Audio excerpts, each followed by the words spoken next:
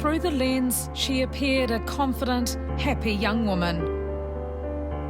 A daughter, a sister, and a devoted mum. But the smiles in front of the camera hide the abusive and violent relationship that would eventually end Tara Brown's life. One incident causes this huge ripple and so many people get hurt. It's a community, it's a society.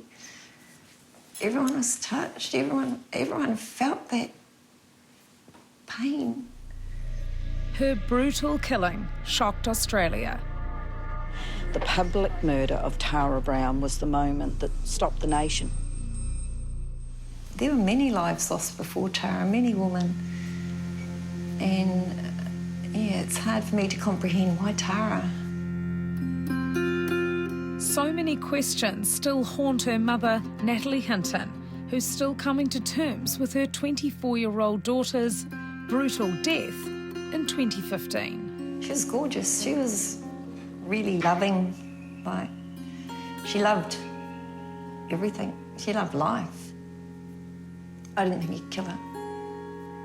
Okay, so I'll help you get to this one. Yeah. 51-year-old Natalie is now left to bring up her 5-year-old granddaughter, who's lost both her parents. I'm still a grandmother, but I can't grandmother her. I've got to mother her now. Takes away a little bit of that fun. I wouldn't have it any other way, but it was so neat being a grandmother. Set, go. Yeah. Tara Matekino Brown was born in 1991 at Waikato Women's Hospital. She spent the first 4 years of her life in Ngāruawāhia before moving to the Gold Coast with her parents and her little brother Ricky. Tara maintained a special connection to home. Both my children, Ricky and Tara, went to Kohangareo before we moved here, so she had and still has friends she went to Kohangareo with, so she's always had that connection with back home, yeah. But in 2003, their Australian dream was shattered when Natalie's husband Patrick dropped dead after a heart attack at just 38 years of age. Pat died suddenly. He was just out having a jog. He was going for a run. Very, very sudden. No warning signs or anything. Nat was left to raise her 2 kids on her own. Ricky was 10 and Tara was 12, so I was coming up to the teenage years. And, yeah, did it on my own. And she did it well. Tara thrived in Australia, achieving both at school and on the sports field, representing Queensland. Here, Tara scores a try for her touch rugby team, coached by her friend, Cory Wright. Tara loved the game. You know, if she scored a try, she'd smile. If she'd let a try in, she'd smile. If she dropped the ball, she'd smile. She was just very passionate, very loving, and appreciated the game for the social aspect, playing with her close friends and just that love of the game, that passion for the game. She also had a passion for her high school sweetheart. Australian-born Lionel Patea came from a good whānau, but had a bad reputation as a former bikie. You hear certain things, you do want to get involved, but then you don't. So I had to respect that that was her choice, that was her private life, and I had to keep it like that. For me, nowadays, when I think about it, I do think about, you know, the coulda, the woulda, shouldas, the what-ifs. In 2012, Tara and Patea welcomed the arrival of their daughter. They were devoted parents, but theirs was a violent, abusive relationship Tara couldn't escape. Did Tara tell you things were bad? Tara just wanted to make a go of a family, of, you know, mum and dad and baby, and have happy, fun times together, but it didn't turn out that way. In 2013, Tara went to work for a law firm on the Gold Coast. Her boss, Jason Hall, was immediately impressed by Tara's talent. She quickly moved up the ranks. We realised that, yeah, look, we've got a diamond here. It was clear that she was trying to plan a life moving forward which would revolve around obviously her being separated and away from Lionel. She confided in her workmates about Patea's often controlling, violent behaviour. There were different instances where she would come to us and say, look, something's happened over the weekend. I'm worried that he's going to turn up here at the office. So on 3 separate occasions we locked the office for fear of believing that he may turn up here to obviously get to Tara. Throughout their volatile relationship, police had often been called in to intervene. But in 2015, Tara decided she was leaving for good. Jason says Patea's rage reached new levels once Tara told him she was ending their relationship. She had showed me over 300 text messages in a 24-hour period. Okay, that's inhuman. And it was incessant. It was all constant beration, constant attack of her person and who she was. There's no wonder her self-esteem was as it was as a result of that. Not only did Patea subject her to verbal and physical abuse, he also controlled her financially, cleaning out Tara's bank accounts, leaving her penniless. I sent her off previously with money out of the back of my own wallet because I didn't realise that he'd been taking money out of her bank account and she had not a cent. Tara fled to a safe house, but 3 days later, a custody order filed by Patea meant she had to come out of hiding, returning to the Gold Coast with her daughter for Father's Day. 2 days later, 15th September 2015, the CCTV footage captures the moment Lionel Patea runs Tara off the road after a high-speed chase across the Gold Coast. Trapped in the car wreckage, Patea returns to Tara, not to help her, but to beat her 16 times with a metal fire hydrant cover. Her face was unrecognisable. It's clear to me now, obviously looking back, that all he was doing was using the access orders to bring Tara close so he could hunt her, and that's what he did. He hunted her down. Tara's terrifying emergency call to police was said to be so horrific. In court, the judge said no one should ever have to hear it. It's inhumane. He loved her, supposedly. When Natalie first heard, she thought Tara had been in a car accident. I was travelling out and thinking, okay, a few broken bones, bruises and scratches, maybe. My girl's going to be all right, you know. The head injuries Tara sustained were non-survivable, and her life support was turned off the next day. Coming up after the break, Tara Brown's death stuns a nation. It was the most defining moment in domestic violence in Australian history. Ending her violent relationship with Lionel Patea would eventually cost Tara Brown her life. She was 24. Her whānau from both sides of the Tasman came to Queensland to farewell their glamorous tomboy.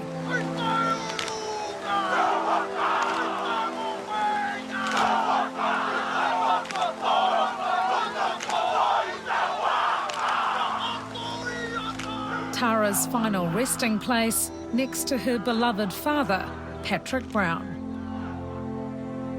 Her mother, Natalie Hinton, last saw her daughter a few days before her death, while she was on the run. She was very scared. You could see the terror in her eyes. She wasn't herself. She knew she had got away, but I think she still had doubt as to how safe she was. In February this year, Lionel Patea appeared before court, charged with Tara's murder. Set down for 2 weeks, he pleaded guilty on day 1 of his trial. I do not wish to cause Tara's family any further pain, nor delay their need for justice. Was it a relief, the early guilty plea? I think justice was served, but not really.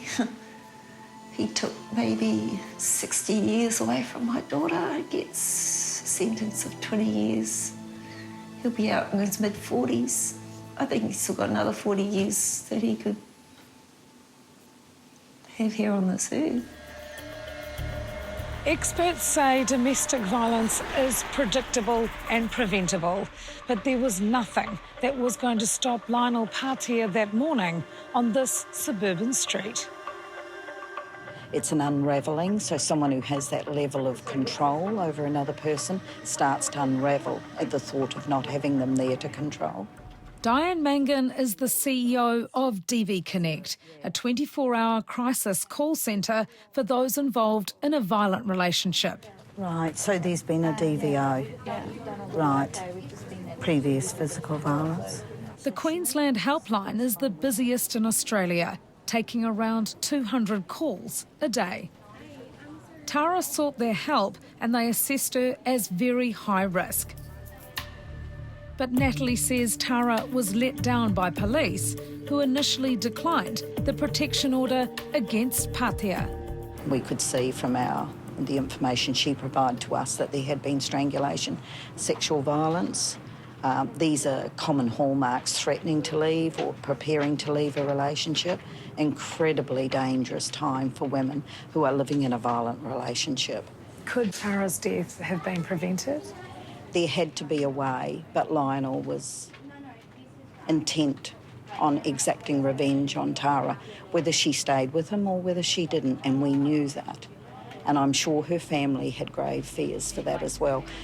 Who knows? Who knows how much longer she would have been able to stay alive. May is Domestic Violence Awareness Month in Australia, and vigils like this one in Brisbane shine a light on the country's shameful statistics. On average here, one woman is killed every week by a current or former partner. Tara's case, although not unique, made Australia sit up and take notice. What was the reaction to Tara's death at the time? The community was overwhelmed by the shock, because previously we were used to perpetrators hiding behind closed doors, providing a different facade to the community. But to actually show your sense of entitlement, and to that extreme, just woke the country up. For the lives that were taken at the hands of a beast, praying that in death they can finally know peace. Natalie doesn't want Tara's death to be the end of her story.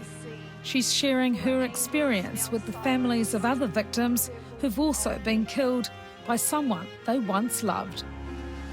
For the fellow survivors who could take it no more, afraid and uncertain, but still ran out the door. We're all there for each other. We sort of understand a bit more what each other has been through. Different circumstances, a little bit different, but bottom line, they were all killed through a domestic violence. So it's a little bit overwhelming, but I want to step up and I want to be that face for Tara, you know, for her legacy, so that other mothers don't have to go through what I have been through, what I'm still going through.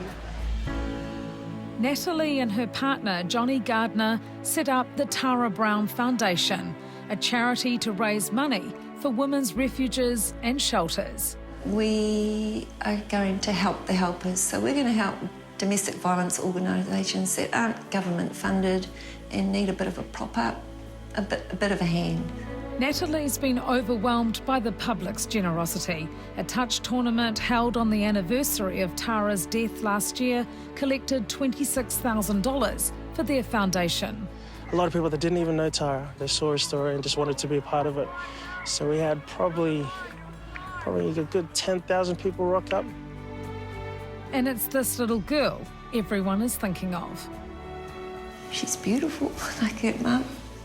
She's very strong-willed, also, like Tara. How hard is it to keep everything normal for her? Hard. It's all hard. Yep. We've got a little girl that misses her mother very much. She would ask for her every day. Still does to this day. It's 18 months later now. She doesn't forget. Natalie dreads the day she will have to explain to her 5-year-old granddaughter what happened to her mum. It's still going to be a long road ahead when she's old enough to be told the story at age-appropriate stages. I'm not looking forward to it. What child should have to be told that sort of story about her mum and her dad? Tara is missed every day, but Mother's Day is particularly tough. One of Tara's last Instagram posts, this message to Natalie: "I love you to the moon and back." Oh, it makes me smile, but it makes me sad.